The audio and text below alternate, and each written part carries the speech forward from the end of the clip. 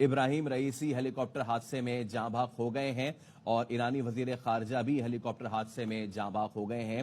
تو ایرانی صدر ابراہیم رئیسی، جن کا گزشتہ روز ہیلی کاپٹر کریش ہو گیا تھا ایسٹ آذربائیجان میں، اب بتایا جا رہا ہے کہ وہ جاں بحق ہو گئے ہیں اکارڈنگ ٹو تہران ٹائمز، اور ان کے ساتھ ایرانی وزیر خارجہ بھی اس ہیلی کاپٹر حادثے میں جاں بحق ہو گئے ہیں۔